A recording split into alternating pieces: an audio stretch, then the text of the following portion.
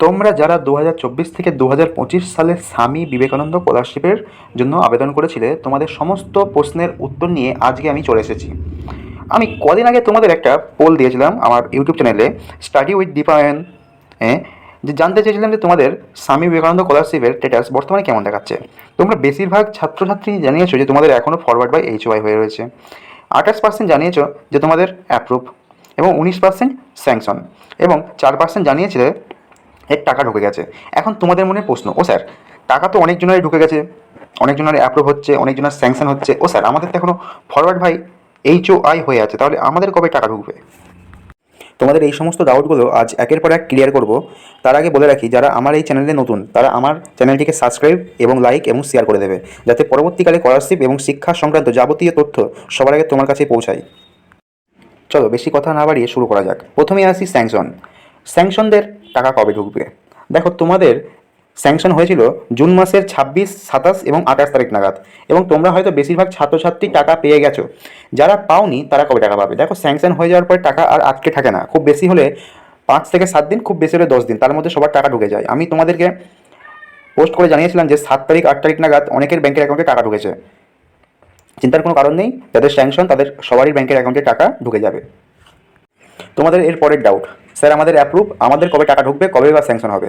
দেখো, যাদের তোমাদের অ্যাপ্রুভ তাদের জন্য বলে রাখি, এই মাসের একদম শেষ সপ্তাহ অর্থাৎ 25 তারিখের পরে তোমাদের জন্য ফান্ড অ্যাভেলেবল হবে, এবং তোমাদেরও 25 তারিখের মধ্যে অ্যাপ্রুভ থেকে স্যাংশন করানো হবে, এবং তোমরাও আগস্ট মাসের ফার্স্ট উইকের মধ্যে টাকা পেয়ে যাবে। তোমাদের চিন্তার আর কোনো কারণ নেই, তোমরা নিশ্চিন্তে থাকতে পারো। এবার আসি তোমাদের আরও একটা প্রবলেম। অনেকে আমাকে মেসেজ করে জিজ্ঞাসা করছে হোয়াটসঅ্যাপে, তারপরে ইউটিউবে অনেকে কমেন্ট করে জিজ্ঞাসা করছে যে স্যার, যাদের রিজেক্ট হয়ে গেছে তাদের রেকটিফিকেশন ডকুমেন্ট কবে অ্যাপ্রুভ করানো হবে?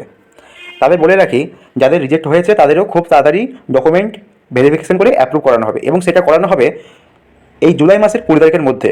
অর্থাৎ তাদেরও ফরওয়ার্ড বাই এইচওয়াই থেকে অ্যাপ্রুভ হতে চলেছে খুব তাড়াতাড়ি, তাদের কোনো চিন্তার কোনো কারণ নেই। এবারে আসি সবথেকে গুরুত্বপূর্ণ সমস্যা, এবং প্রত্যেকটা ছাত্রছাত্রীদের এখন এটা প্রধান সমস্যা। অনেকেরই ফরওয়ার্ড বাই এইচওআই হয়ে রয়েছে, অনেকের 5 মাস 6 মাস, গ্যাপ ইয়ারদেরও ফরওয়ার্ড বাই এইচওআই হয়ে আছে। এবং তোমাদের প্রশ্ন, স্যার আমাদের তো ফরওয়ার্ড বাই এইচওআই হয়ে আছে, তাহলে কি আমরা টাকা পাবো না? দেখো, তোমরাও তাড়াতাড়ি টাকা পেতে চলেছো। তোমাদেরকে আমি অনেককে কমেন্টে রিপ্লাই দিয়েছিলাম যে 15ই জুলাইয়ের পরে তোমাদের ফরওয়ার্ড বাই এইচওআই থেকে অ্যাপ্রুভ হবে। হ্যাঁ, ঠিক কথা শুনেছো তোমরা। যাদের ফরওয়ার্ড বাই এইচওআই রয়েছে, যাদের গ্যাপ ইয়ার কিন্তু ফরওয়ার্ড বাই এইচওআই রয়েছে, তাদেরও এই 15 তারিখের পর থেকে ফরওয়ার্ড বাই এইচওআই থেকে অ্যাপ্রুভ করানো শুরু হবে, এবং তোমরাও খুব তাড়াতাড়ি টাকা পাবে। তোমরাও আগস্ট মাসের ফার্স্ট উইকের মধ্যে তোমাদের স্যাংশন হবে, এবং তোমরাও আগস্ট মাসের 15 থেকে 20 তারিখের মধ্যে তোমাদের ব্যাংকের অ্যাকাউন্টে টাকা পেয়ে যাবে।